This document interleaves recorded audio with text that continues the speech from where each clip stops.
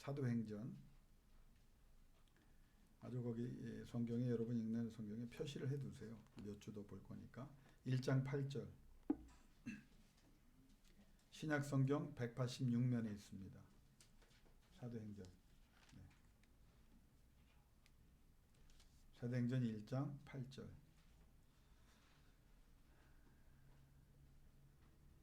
우리 아이들은 편한 대로 여기서 예배를 드려도 되고 들어가서 놀아도 되고 편하게 하면 됩니다. 네. 사도행전 1장 8절 먼저 같이 받들어 봉독합니다. 오직 성령이 너에게 임하시면 너희가 권능을 받고 예루살렘과 온 유대와 사마리아와 땅끝까지 이르러 내 증인이 되리라 하시니라. 아멘. 2장 넘어갑니다. 2장 1절부터 13절까지 같이 받들어 봉독합니다. 오순절 날이 이미 이름에 그들이 다 같이 한 곳에 모였더니 호련히 하늘로부터 급하고 강한 바람 같은 소리가 있어 그들이 앉은 온 집에 가득하며 마치 불의 혀처럼 갈라지는 것들이 그들에게 보여 각 사람 위에 하나씩 임하여 있더니 그들이 다 성령의 충만함을 받고 성령이 말하게 하심을 따라 다른 언어들로 말하기를 시작하니라. 그때 경건한 유대인들이 천하 각국으로부터 와서 예루살렘에 머물러 있더니 이 소리가 남에 큰 무리가 모여 각각 자기의 방언으로 제자들이 말하는 것을 듣고 소동하여 다 놀라 신기하게 여겨 이르되 보라, 이 말하는 사람들이 다 갈릴리 사람이 아니냐. 우리가 우리 각 사람이 난 곳 방언으로 듣게 되는 것이 어찌 됨이냐. 우리는 바데인과 메데인과 엘람인과 또 메소포타미아, 유대와 갑바도기아, 본도와 아시아, 부르기아와 밤빌리아, 애굽과 및 구레네에 가까운 리비아 여러 지방에 사는 사람들과 로마로부터 온 나그네 곧 유대인과 유대계에 들어온 사람들과 그레데인과 아라비아인들이라. 우리가 다 우리의 각 언어로 하나님의 큰 일을 말함을 듣는도다 하고 다 놀라며 당황하여 서로 이르되 이 어찌된 일이냐 하며 또 어떤 이들은 조롱하여 이르되 그들이 새 술에 취하였다 하더라. 아멘. 오늘 이 말씀을 생각하기 전에 한 가지 묵상을 제가 하면서 은혜를 받았습니다. 신앙생활을 할 때 가장 중요한 것 중에 하나가 자기관리입니다. 그러니까 성령이 임하셔서 하나님의 자녀가 된 사람들에게 일어나는 가장 중요한 것 중에 하나는 아버지 하나님의 역사 속에 더 쓰임받기 위해서 성령이 저로 자기 관리를 하게 하신다는 거예요. 뭐 어려운 말 같지만 하나님께서 싫어하시는 것을 성령께서 싫어하게 하십니다. 끊어야 될 것을 끊도록 하나님께서 생각을 주시고 인간의 의지로 안 되기 때문에 성령의 강권하심으로 끊게 하시고, 그리고 하나님 앞에 그렇게 살기를 결단할수록 환경도 바꿔주시고 또 사람도 하나님께서 선별해 주시는, 그래서 하나님의 은혜 속에 들어가는 거예요. 그래서 성경에 보면 이런 일들이 어린 시절부터 일어나야 정말 하나님이 큰 역사를 이루십니다. 성경에 보면 어린 시절부터 자기가 어렸지만 주변에 좋은 사람들, 영적인 어머니나 아버지, 할머니, 할아버지로 인해서 유다의 그 여러 왕들이 다 그렇지만 관리를 받은 왕들은 굉장히 하나님의 영광을 드러내는 이 세대에서도 정말 존경받는 지도자로 기록된 것을 우리가 성경을 통해서 발견하게 됩니다. 다니엘과 같은 사람은 사실 우리 여기 체격은 건장하지만 사실 이분들이 나이는 연소한 분들이잖아요. 그런데 이 나이보다 적을 때 포로로 잡혀갔는데 뜻을 정했다는 거예요. 나는 그 나라의 법도와 그 나라의 풍습을 쫓지 않고 만군의 여호와의 말씀에 따라서 내가 뜻을 정하고 살겠다. 그랬더니 하나님께서 다니엘에게 얼마만한 은혜를 주셨습니까? 여러분 상상 못할 은혜를 주셨어요. 왕은 다 실각을 하고 왕은 다 잡아 죽임을 당해도 그 왕 밑에서 일하던 그 다니엘도 당연히 죽어야 되는 상황인데 왕조는 바뀌어도 다니엘은 안 죽어요. 더 높이신단 말이에요. 왜 그러냐면 하나님께서 그와 함께 하시는 것을 세상이 보고 하나님이 보호하셨을 뿐 아니라 그에게 주신 은혜와 능력이 세상 사람들이 반드시 필요한 거니까 다니엘을 어떻게 할 수가 없는 거예요. 그런데 그런 일들이 언제부터 일어나느냐? 일찍 일어나. 잠언도 여러분 잘 아는 대로 청년의 때 여호와를 경외하는 거. 여러분 얼마나 중요합니까? 여러분이 신앙생활하면서 지금이라도 뒤늦게 시작했지만 깨달았다면 우리 자녀들은 그렇게 하나님 앞에 일찍 깨닫고 하나님의 성령으로 붙잡힌 바 돼서 영적인 자녀들이 돼야 되겠다. 여러분 그래서 여러분이 늘 그 소망을 가지세요. 하나님 저를 붙잡아 주세요. 저를 관리해 주세요. 그래서 하나님이 이끌어가는 하나님이 쓰시는 역사의 주인공이 되게 해달라고 기도할 때 하나님은 반드시 그 역사를 이루어 주실 줄을 믿습니다. 그래서 신앙의 역사는 길게 연기할 이유가 하나도 없어요. 결단해야 돼요. 빠르면 빠를수록 좋아요. 휴이와 루이가 어리지만 빠르면 빠를수록 좋은 거예요. 왜? 영적인 세계에서는 빠르게 시작하는 것이 하나님께서는 정말 강력하게 역사할 수 있는 인물로 만들어 가시는 길이니까 여러분도 그 점을 아마 공감하시고 그렇게 사셨으면 합니다. 여러분 세상 사람들은요 젊었을 때는 이것저것 해봅니다. 그렇죠? 이것도 해보고 저것도 해보고 나쁜 거 아닙니다. 경험해야 돼요. 이 사업도 해보고 저 사업도 해봅니다.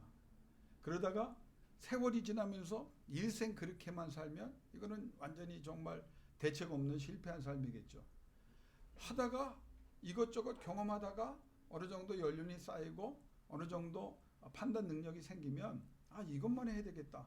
그래서 그거 하나를 붙잡고 최선을 다하면 뭔가 역사와 결과가 드러나잖아요. 신앙도 마찬가지입니다. 우리가 어렸을 때는 이것도 해보고 저것도 해보고 이 사람도 쫓아가서 가보고 저 사람도 쫓아가고 다 쫓아다닙니다. 그런데 어느 정도 신앙생활 하다가 한 가지를 여러분이 깨달아야 돼요. 이것만 제대로 하면 되겠구나. 그게 뭐냐? 하나님을 알아가는 것입니다. 하나님을 알아가는 것. 여러분 우리가 할 수 없는 것이 많지만 알 수 없는 것도 많지만 그 중에서 가장 알 수 없는 것이 무엇이냐면 하나님에 관해서 우리가 잘 몰라요. 여러분 목회자로 40년 이상 살았지만 여러분이 볼 때는 김낙균 목사가 하나님에 대해서 가장 정확하게 다 아는 사람 같죠? 아닙니다. 신학을 제가 목회자로 40년 살았고 공부만 13년을 했더라고요. 대학원만 5군데를 다녔더라고요. 여러 가지 하기도 했습니다. 그런데 지금 여러분이 하나님에 대해서 이야기해 주시고 목사님이 하나님에 대해서 다 아시지 않습니까? 라고 말하면 여러분이나 나나 잘못 생각하고 있는 거예요. 왜냐하면 유한한 제한된 인간이 생각해 보십시오. 전능하신 무한하신 초월적인 하나님을 다 안다? 이거는 말도 안 되는 소리입니다. 성경에 보면 하나님과 가장 가까웠던 사람이 누구예요? 모세입니다. 친구처럼 대화했어요. 그냥 수시로 제가 제 방에 들어가서 혼자 기도하면 하나님과 대화한다고 생각하고 저도 그렇게 믿음으로 이제 시간을 보내지만 그 정도가 아니에요. 그냥 회막에 들어가면 하나님이 그냥 친구처럼 나타나셨어요. 그리고 A를 얘기하면 A에 대해서 얘기하시고 B를 얘기하면 B에 대해서 얘기하시는. 그래서 하나님과 늘 대화가 이루어지는 사람이었고 그래서 하나님을 늘 거룩한 그분을 만났기 때문에 성경에 기록한 대로 모세의 얼굴에서 뭐가 났다? 광채가 났다는 거예요. 그러니까 얼굴에서 빛이 나니까 거룩한 하나님의 빛 때문에 광채가 나니까 그의 얼굴을 손수건으로 가려워야 될 정도로 일반 사람들이 볼 수 없을 정도에 그러니까 인간 가운데 가장 하나님을 가깝게 잘 아는 사람이 누구예요? 율법을 누구에게 주셨느냐? 모세에게 주셨잖아요. 모든 말씀을 모세에게 주셨어요. 그런데 그 모세가 하나님에 대해서 정확히 알고 다 안다? 여러분 아닙니다. 그렇지 않았어요. 하나님의 능력으로 가장 잘 알았던 사람이 엘리야거든요. 여러분 불병거를 탄다. 지금 생각해 보세요. 이게 우리가 믿어지지 않는다는 것도 이해가 돼요. 왜? 상상을 초월하는 일을 하나님이 하신 거예요. 왜? 그에게 하실만 하니까 한 겁니다. 죽음을 보지 않고 불병거를 타고 이 세상 1차원, 2차원, 3차원을 넘어서 4차원인지 5차원인지 모르는 영적인 세계로 그냥 죽음을 보지 않고 들어가는 사람이었다. 여러분 그러면 그가 하나님과 같이 하면서 이룬 역사, 능력을 보면요. 이거는 초인이에요. 초인. 누구도 감당할 수 없는 사람이에요. 그런데 그 엘리야가 하나님을 다 알았냐? 다 알지 못했습니다. 이사야, 예레미야 하나님 앞에 기도만 하면 하나님께서 말씀하시고 그들이 기도하지 않고 그냥 가만히 있는데도 하나님의 말씀이 임하여 하나님의 계획과 경륜을 다 말씀해 줬어요.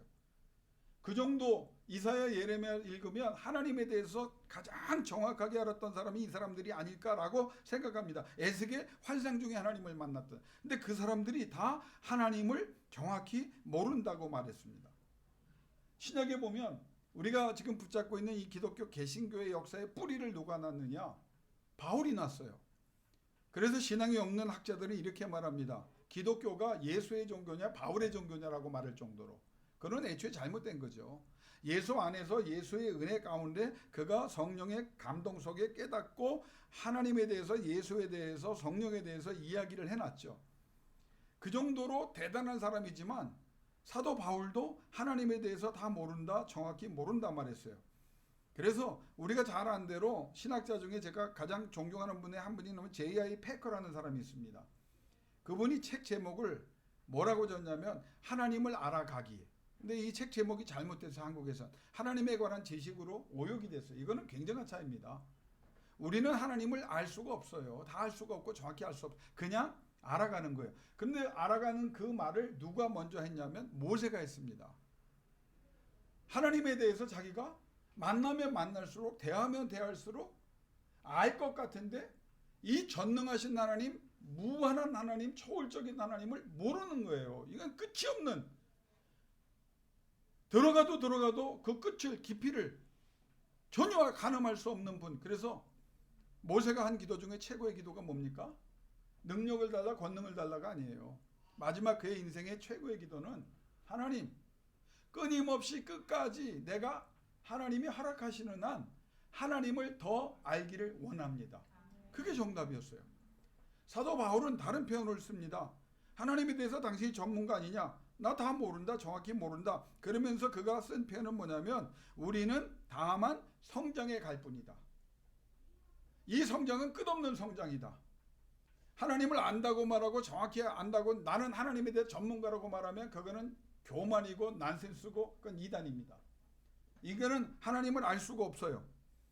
우리가 사랑의 하나님, 공의를 여기시는 하나님, 능력의 하나님, 은혜 주시는 하나님, 거룩한 하나님, 이 큰 틀을 우리가 붙잡고 하나님에 대해서, 하나님의 속성에 대해서 안다고 생각하지만 여러분, 사랑의 하나님을 여러분이 알아요? 몰라요.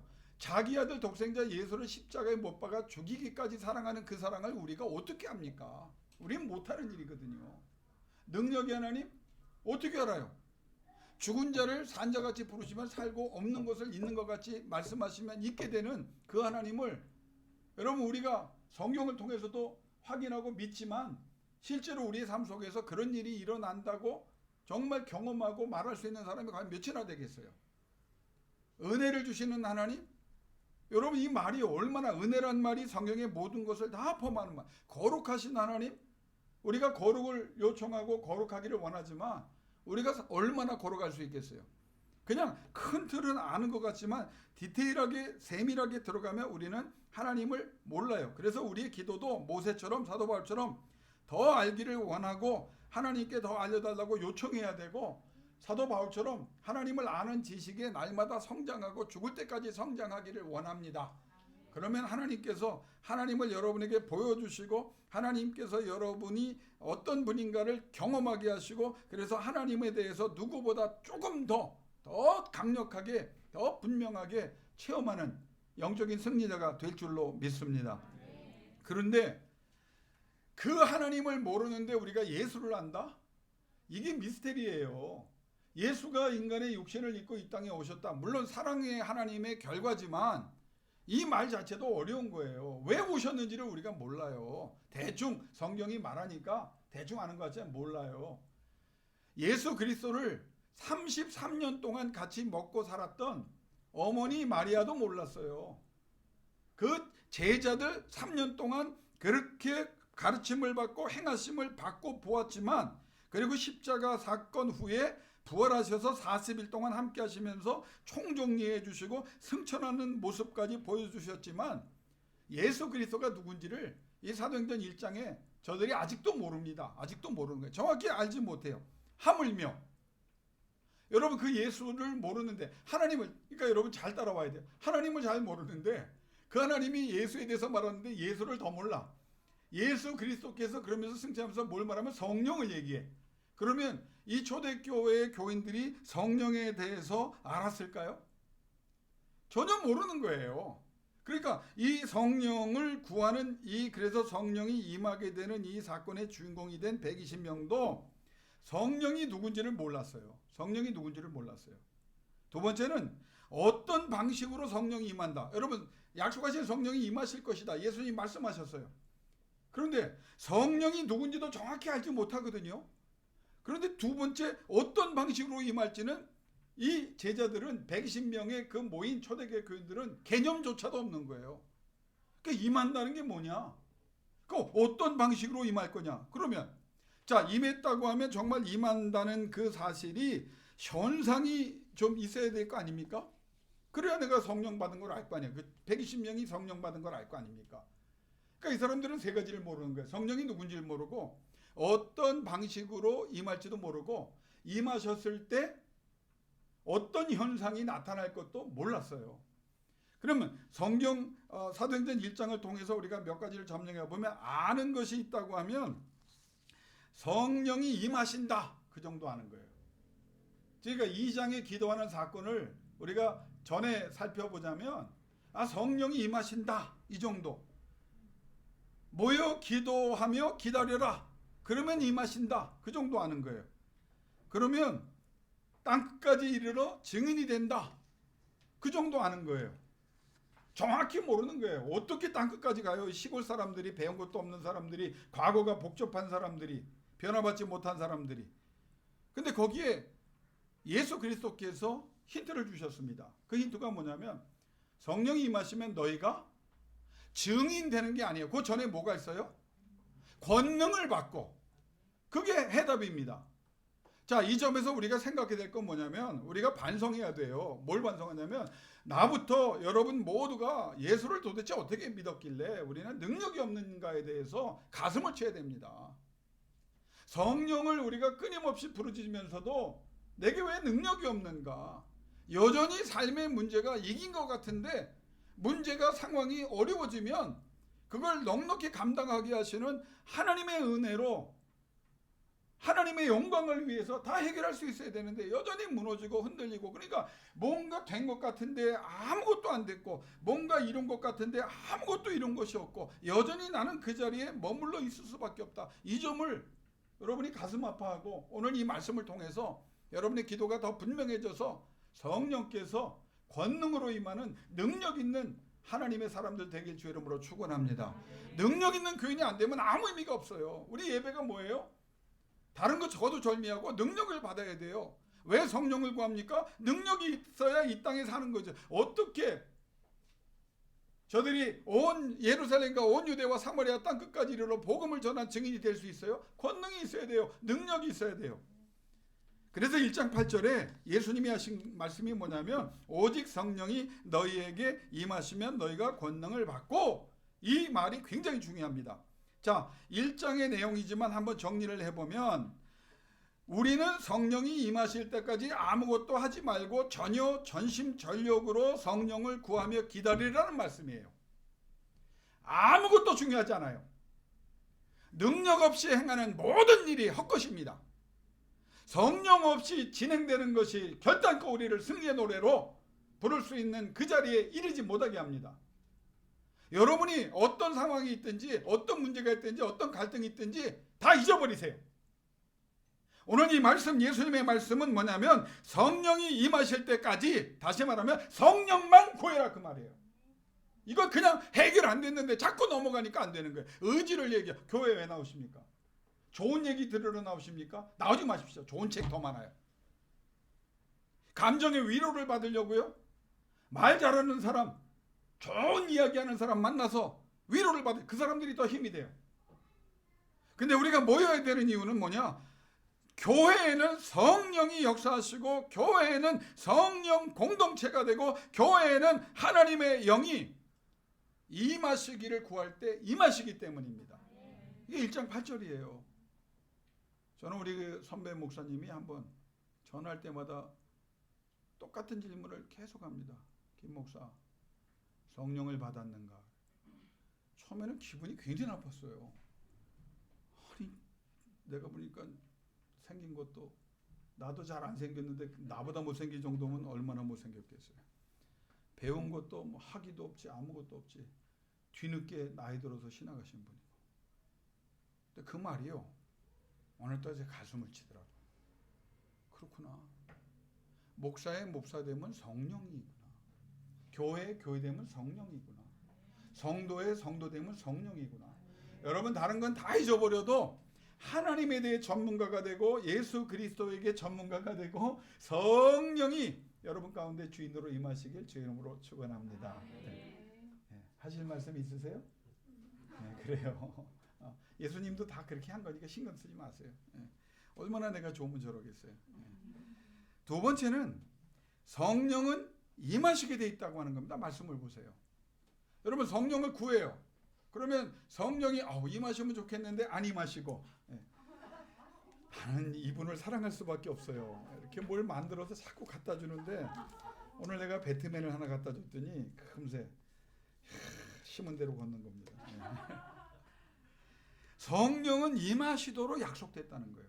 여러분이 왜 당당히 성령을 구해야 되냐면 이 성령은 약속되었기 때문에. 누구에게? 전심으로 구하는 자에게 성령은 임하시도록 약속이 되어 있어요. 여러분, 성령이 임하실 때까지, 그 약속이 이루어질 때까지 성령을 구하는 여러분 되기를 주의 이름으로 축원합니다. 그러면 그 다음에 뭐냐? 권능을 받게 돼요. 그 권능이 임해야 우리는 변화된 사람이 되고 전 세계를 하나님의 권세로 들어오게 할 수 있는 사람이 됩니다. 그러면 이 권능이라는 말을 여러분이 좀 알았으면 좋겠어요. 권능은 뭐냐면, 원문의 그 권능이라고 하는 것은 살아 역사하는 권능, 폭발력이 엄청난 권능, 깨우고 발휘하는 권능, 채우고 차고 넘치게 하는 권능, 세상의 모든 권세 위에 서서 세상을 지배하는 권능. 이 권능은 어떤 세상의 힘과 비교조차 할 수 없는 유일무이한 권능. 그런데 이 성령은 오직 성령을 통해서 전능하신 하나님과 연결될 때 나타나는 권능입니다. 여러분이 권능이란 말이 얼마나 대단하세요? 이 권능이 해답이에요. 성령이 임하시면 우리의 몸과 마음과 생각과 모든 영혼의 연약한 것을 어떻게? 그분이 해결하시는 거예요. 여러분의 근심과 걱정과 염려와 미래, 불확실함 때문에 힘들어하던 것을 누가? 권능이신 성령이 임하실 때 해결되는 거예요. 그런데 우리는 이분과 이 권능이 나타나는 그분과 모든 것을 해결한 다음에 모든 것을 시작해야 되는데, 우리는 그 하나님과 관계없이, 그 성령님과 관계없이, 그 권능과 관계없이 내가 먼저 나서고 내가 해결하려고 하고 내가 문제를 일으킨 다음에 그 다음에 오기 때문에 문제가 큰 거고요. 고통이 큰 거예요. 성경 뭐라고 말하냐면 먼저 성령을 구하라. 그러면 약속이신 성령은 임한다. 그런데 그 성령은 어떤 성령이냐? 이 세상의 모든 것을 다 지배할 수 있는 하나님의 권능이다. 그런데 이 권능을 너희가 받아야만 제대로 살 수 있다. 여러분, 한번 제가 질문할게요. 여러분 성령 받으셨나요? 그럼 권능으로, 능력으로 증명할 수 있기를 주의 이름으로 권면합니다. 능력이에요. 교회는, 성도는 능력이 있어야 합니다. 여러분 당당하게 사세요. 왜? 성령이 우리 가운데 거하시기 때문입니다. 그 성령은 권능이에요. 살아 역사하는 권능이에요. 폭발하는 권능이에요. 깨우고 발휘하고 채우고 넘치게 하는 이 세상의 모든 권세 위에서 지배하시는 권능이에요. 이 권능이 성령으로 임하면 우리의 삶에 하나님의 영광이 드러날 줄로 믿습니다. 권능이란 말 중에 제가 가장 여러분에게 같이 은혜를 나누기를 원하는 건 뭐냐면, 한번 따라합시다. 위에 서게 하시는 권능. 이 권능이란 말을 영어 성경으로는 파워도 얘기하고 authority라고도 얘기하거든요. 근데 그게 다 원문에서 다 같은 내용입니다. 근데 그 중에 하나가 뭐냐면 성령이 임하시니까 위에 가는 거예요. 자, 이 위에 간다는 것은 단순히 내가 높아지는 것, 그건 기본이고, 여러분이 질병의 노예였어요. 근데 성령이 임해요. 그래서 권능이 나타나요. 그러면 여러분은 질병에 속박된, 질병에 밟히는 존재가 아니라 어디로? 질병 위에 올라가는 존재가 된다. 여러분이 세상에 영향을 받았어요. 모든 상처와 아픔과 모든 실패로 여러분이 괴로워해요. 내가 이루고자 하는 일들이 아무것도 안 되는 것 같아요. 왜? 우리의 제한된 능력의 밑에 있었기 때문에. 내 성령이 임하여 권능이 임하니까 내 능력을 하나님의 능력으로 대체하는 하나님의 전능과 연결이 되니까 그 능력이 누구의 능력? 하나님의 능력으로 위에 올라가게 되는 거예요. 세상에 어떤 뛰어난 사람들보다 위에 올라가는 것이 성령의 능력입니다. 여러분의 질병을 해결하는 것도 성령의 능력입니다. 여러분의 피곤하고 고단한 삶의 문제를 해결하는 것, 어떻게 그 위에 여러분이 결정할 수 있도록 하나님의 성령이 그 위에 세우시는 거예요. 이게 권능이라는 거예요. 보세요. 이 미련하고 부족하고 연약했던 사람들이 성령이 임하고 권능을 받으니까 어디예요? 바리새인 위에 올라가잖아요. 율법학자 위에 올라가잖아요. 제사장들 위에 올라가잖아요. 로마의 지도자들 위에 올라가잖아요. 왜? 성령의 권능은 위에 올리시기 때문입니다. 내가 가진 것이 없어요? 내가 배운 것이 없어요? 여러분, 그건 변명입니다. 위에 올리시면 되는 거예요. 올리신 하나님께서 여러분이 올라가서 떨어지도록 하실까요? 아니에요. 필요한 것을 뭐라고 그랬어요? 채우시고 차고 넘치게 하시고 흔들어 나누고도 넉넉함이 있게 하시고 복에 근원되는 역사가 바로 여기에 있다는 거예요. 여러분에게 대적이 존재할 수 없어요. 대적은 누구냐? 나 자신이에요. 지난주에도 설교했지만 나에게 가장 큰 적이 누군지 아세요? 나예요. 내가 게을러요. 내가 아직도 세상적이에요. 내가 아직도 음란해요. 내가 아직도 쾌락을 추구해요. 내가 아직도 믿음이 없고 그냥 안 된다고 부정적으로 나는 죽었다고 끝났다고. 여러분, 인생 그렇게 살지 마세요.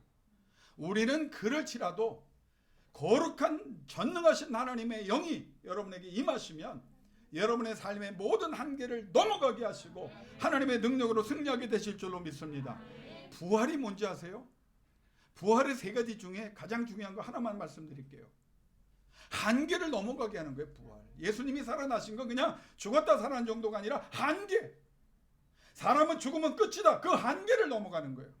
너는 이것밖에 못해. 그런데 성령의 권능으로 부활하신 그 예수가 우리에게 선물로 주시고 보여주신 것은 뭐냐? 너는 무제한적인 하나님의 존재에 그 붙잡힌 바 된 한계를 넘어가는 존재가 된다. 여러분, 성령은 이런 분입니다. 여러분은 왜 자꾸 제한된 존재 속에 여러분을 스스로 묶어두려고 합니까? 성령이 임하여 여러분의 생각이 바뀌기를 주의 이름으로 축원합니다. 안 되는 사람의 특징은 매번 부정적인 말을 해요. 안 되는 사람은 안 된 이유를 계속 붙잡고 있습니다. 근데 성령이 임한 사람은 나는 그럼에도 불구하고 하나님의 은혜로 하나님의 능력으로 이 삶의 모든 문제를 해결하겠다는 결단이 일어나게 하시고, 그래서 성령을 구하고 성령의 능력이 임하여 여러분은 세상 위에 서는 존재가 되게 하시고, 그래서 하나님의 영광을 드러나게 해 주실 줄로 믿습니다. 여러분, 권능이 얼마나 대단하고요. 상황과 상대를 극복해내는 능력이거든요. 우리의 상황을 어떻게 이겨내요? 많은 분들이 그래요. 목사님, 제가 몸이 아픕니다. 마음이 아픕니다. 삶이 어렵습니다. 그럼 기도합시다. 그 말이 위로가 되세요? 믿어지세요? 몸이 아픈데 기도하지. 마음이 아픈데 기도하지. 여전히 나는 문제가 많고 내가 원하는 대로 되어지는 것 같지 않은데 그냥 기도만 하지.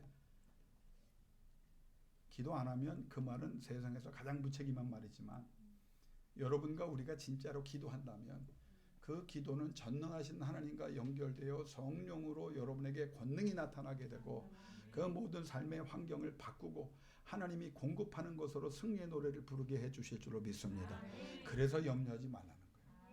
예수님이 저 제자들에게 어떻게 세상에 복음을 전할까?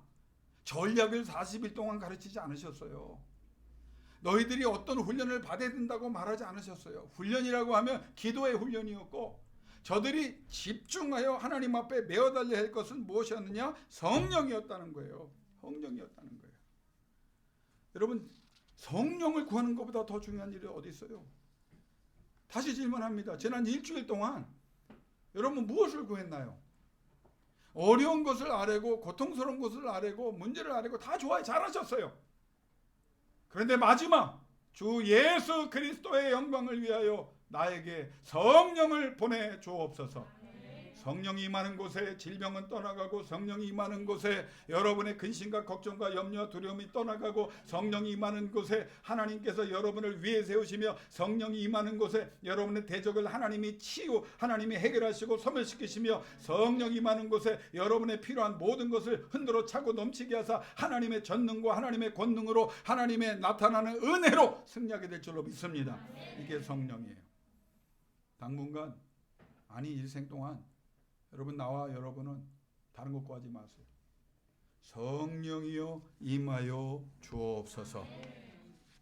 오늘 제 말씀을 마치도록 하겠습니다. 왜 성령을 말씀하시고 성령의 권능을 얘기했냐면, 그럼 우리가 어떻게 성령을 받을 수 있느냐, 그걸 여러분이 배워야 되잖아요. 간단합니다.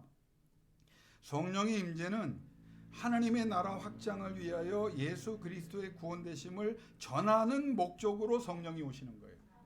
그러니까 여러분의 인생을 한번 곰곰이 생각해. 말만 그렇게 하지 말고, 주여 내가 이 일을 합니다. 내 자녀가 이 일을 하기를 원합니다. 우리 가정이 이 일을 하기를 원합니다. 이런저런 기도 제목을 드리면서 하나님께서 왜냐고 물어보실 때 다 하나님의 것이고 하나님의 영광을 드러내고 싶습니다. 하나님이 일하고 싶습니다.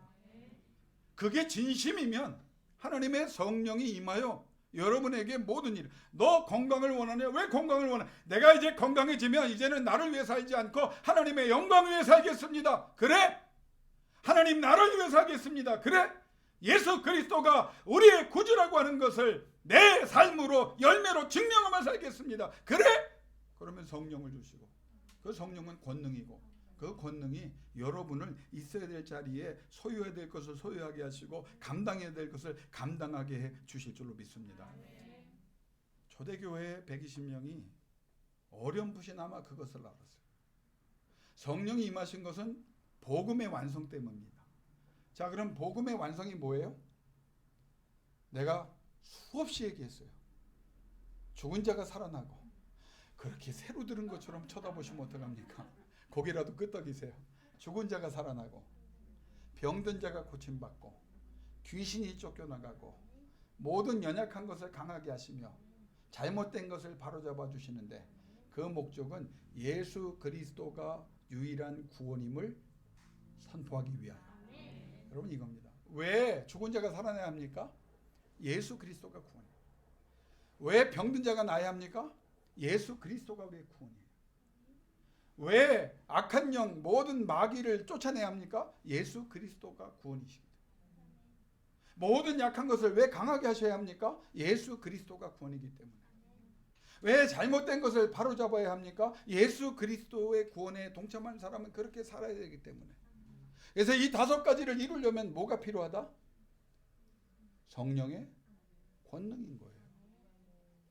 성령의 권능 없이 어떻게 죽은 자가 살아나고 병든 자가 고침받고 귀신이 쫓겨나고 모든 약한 것들이 강해지며 잘못된 것을 바로잡을 수 있습니까? 예수를 들어보지 못한 사람들에게 어떻게 예수를 전하면 저들이 오늘 다음 시간에 생각하겠지만 찔림받고 어찌할꼬 잡아먹고 회개하고 통회하고 하나님 앞에 우리의 구원을 위해 기도해달라고 소리 지르며 세례를 받고 하나님의 사람으로 거듭나는데 그 숫자가 3,000명 5,000명이 될 수 있습니까? 예수 그리스도를 잡아 죽인 바리새인들이, 제사장들이, 그 율법학자들이 그들의 복음 전함을 듣고 베드로라고 하는 가장 무식한 자가 일어나 하나님의 복음을, 에스겔 33장 22절 여호와의 손이 그에게 임하시니 그의 입을 열어 성령이 말씀하게 하시고 성령께서 친히 그 입을 통하여 말씀하시니 저들이 어찌할꼬 아무것도 할 수 없게 되었어요. 우리의 문제는 어디에 있습니까? 성령이 충만하지 않은 데 있어요. 성령을 구하면 하나님이 예수 그리스도의 구원을 전하려고 하는 여러분에게 권능을 주세요. 성령을 주세요. 왜? 하나님의 영광을 드러내고 예수 그리스도의 구원을 전하기를 원합니다. 우리 자녀들이 하나님 승리하게 해주세요. 왜? 저들의 입으로 나의 나됨은 하나님의 은혜라고 선포하여 하나님의 구원을 전하게 해주세요. 하나님, 내 사업에, 내 인생에 하나님이 주관자가 되시고 책임져 주시고 역사해 주셔서 하나님 놀라운 결과를 이루게 해주세요. 왜? 주 예수 그리스도의 구원을 전하기 위해서 하나님의 영광과 나를 위하여 쓰임받는 존재가 되기를 원하여 그렇게 기도합니다. 왜 찬양하려고 합니까? 예수 그리스도의 구원, 나에게 은혜를 베푸신 그 구원, 나를 치료하신 그 구원, 모든 사람들이 알기를 원합니다. 왜 영육간의 강건함을 원하십니까? 이제껏 하나님 없이 내 멋대로 살다가 이렇게 망가졌지만 이제는 하나님께 와사오니 성령이여 임하사 나를 고쳐주셔서 나를 강하게 하셔서 이제는 다른 삶을 살기를 원하며 모든 사람들에게 주 예수를 믿으라 너와 내 집에 구원이 임하리라 선포하고 나에게 일어나는 일을 보라. 영어로 look at me, 나를 봐라. 하나님의 나라를 간증하는 사람이 되기를 원합니다. 그래서 성령을 구한다면 하나님은 성령을 주십니다. 그 비결을 알았어요. 120명이 그 놀라운 비밀을 성령을 통하여 깨달았어요. 성령이 권능이구나. 성령을 받아야만 이 사명을 감당할 수 있고 이 사명은 우리가 약속한 대로 예수를 전해야 되겠구나. 얘는 나 잘 되고 하나님의 은혜로 덕 보고 사는 것이 아니라 하나님의 영광이 나에게 맡겨주신 이 사업에 달렸고 하나님의 영광이 내게 주신 이 직책에 달렸고 하나님의 영광이 내게 맡기신 이 사업에 달렸고 하나님의 영광이 내가 기도하고 하나님 앞에 수고하는 모든 일에 달렸구나. 지혜가 부족하거든 후히 주시는 여호와께 구하면 지혜를 주시고 능력도 주시고 사람도 모아주시고 사람들에게 주목받게 하시고 그 자리에 서게 하시고 그 자리에 섰을 때 하나님의 권능으로 다윗이 골리앗을 물리치듯이 하나님의 능력으로 승리하게 될 줄로 믿습니다. 안 되는 게 어디 있습니까? 왜 못한다고 말하고 안 된다고 생각하십니까? 우리는 성령 안에서 깨어있는 한, 성령이 충만하게 있는 한 우리는 모든 것을 다 바꾸실 수 있는 위에 서게 하시는 하나님의 자녀입니다. 오늘 이 아침 하나님의 성령의 감동을 통해서 죽을 때까지 그리스도를 전하는 모든 영역에서 하나님의 나라를 선포하는 사람이 되기를 원합니다. 부르짖다가 권능받고 능력받는 여러분 되시길 주 이름으로 축원합니다. 이 시간 두 눈 감고 가슴에 손 얹고 우리 5분간만 기도합시다. 부끄러워하지 마세요. 성령을 구하세요. 그리고 능력을 구하세요. 하나님 권능을 주세요. 주 예수를 위하여 살아가겠습니다. 주 예수 그리스도의 이름을 저 세상 사람들에게 전하기를 원합니다. 복음의 5가지 능력을 통하여 하나님 나라 확장해 가기를 원합니다. 나를 써주세요. 나를 붙잡아 주세요. 나에게 은혜 주세요. 성령이여 나를 위에 세워주세요. 그러면 하나님의 영광을 위하여 담대하겠습니다. 성령을 구하며 나가기를 원합니다. 우리 이 시간 성령님 한번 뜨겁게 외치고 5분 동안 기도하며 나가기를 원합니다. 같이 성령님 외칩니다.